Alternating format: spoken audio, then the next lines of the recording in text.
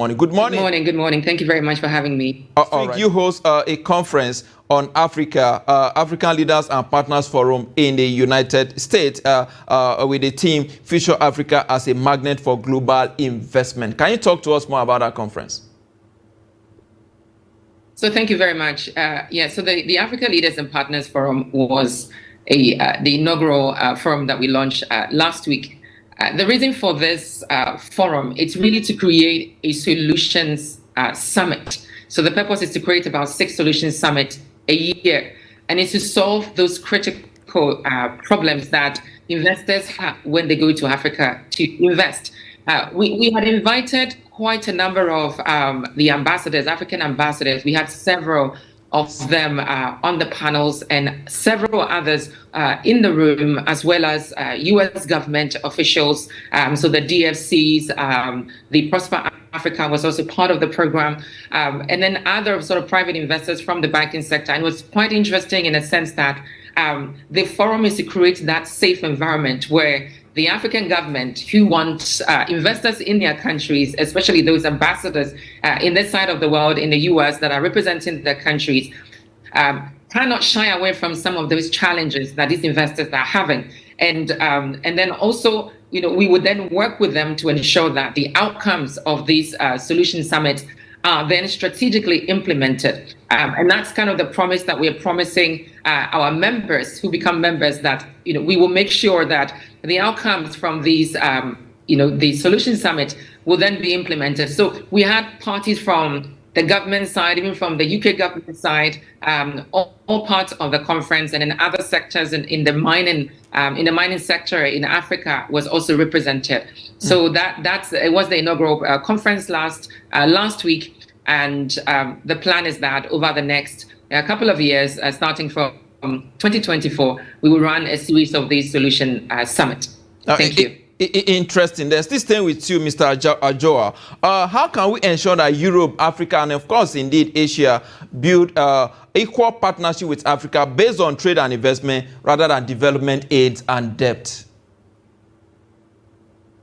So I think there are different ways we can do that. One of the ways we can do that is, of course, promoting trade over aid.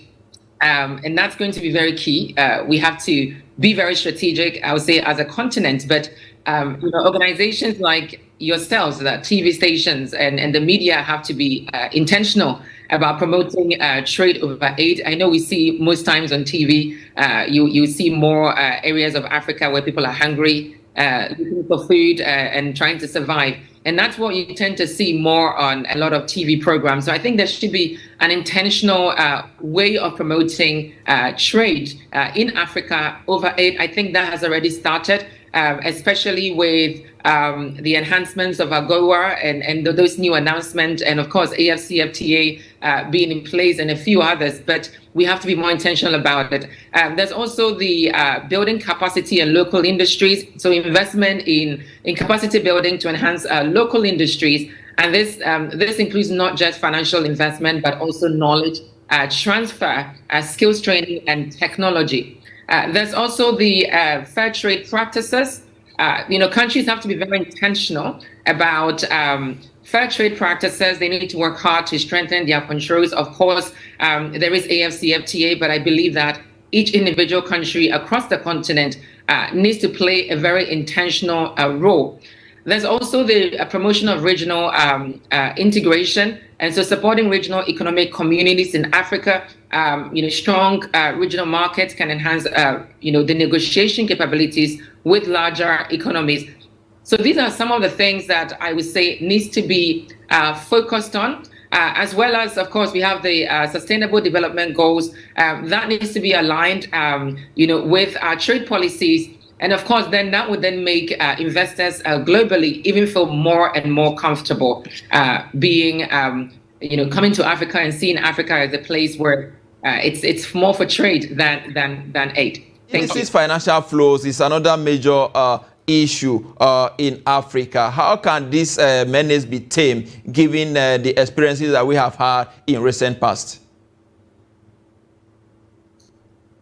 That's a very good question, and it's a battle that everyone is fighting, not just Africa. So it's it's really a question of the systems and controls in place countrywide. So the governments of those different countries across the continent, how serious they are in curbing this problem. A lot of it would come from the tone from the top, from the regulator side, from the government side. But I would say that a lot of organizations have a lot to do, especially the banking system, because that's really the channel where all finances, or most finances, flow through. It's really the banking system, and I think also the regulator will have to have even more robust controls across the different countries. What we tend to find is in Europe, in the US, the regulators are very harsh when it comes to issuing fines for any, if the bank has weak controls, and a lot of criminals tend to use that particular institution to facilitate criminal activity or to transfer this illicit money. The fines are ridiculously high, in the billions. And so organizations are more, especially those who are somehow have a US nexus, trading with the US dollar currency, or somehow they are more disciplined. But when you tend to look at the African countries, you tend to find that most of the regulators are not as strict when it comes to issuing heavy fines to their banks. Of course, they want to make sure that those banks, they don't cripple the financial sectors in their countries, because the knock-on effect, it's more than just the bank.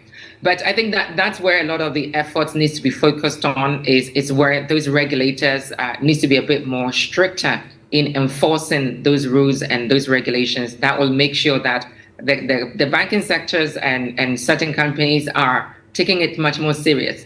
And of course, there's also the role that technology and AI plays, especially when it comes to strengthening the controls framework in detecting financial crime and investigating financial crime, as well as reporting suspicious activities. But in all, I would say that it's a problem that everybody is fighting. There is no country or no continent that has already fixed this problem. So it's an ongoing issue that we need to continue to innovate constantly, right from the government level to the average business level, in order to fight this problem.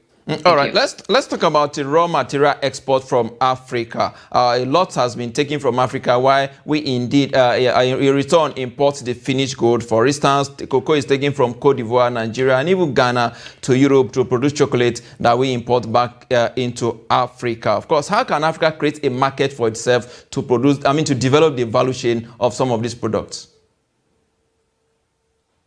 I believe that that's something that has been a great focus, not just even for the AFCFTA, but especially even with my conference last week. That was a major conversation. Ultimately, Africa is looking for funding.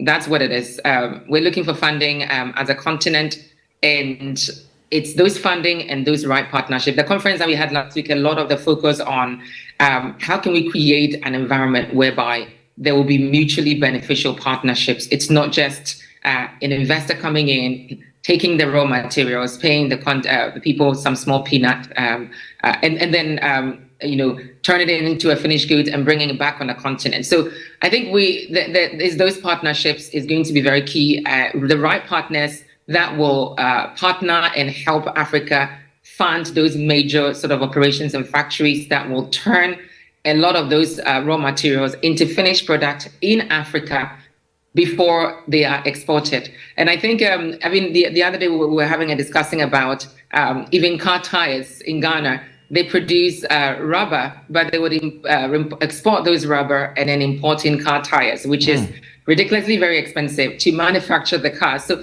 I would say that is the partnerships is where a lot of the focus needs to be focused on, and then those funding as well to coming in.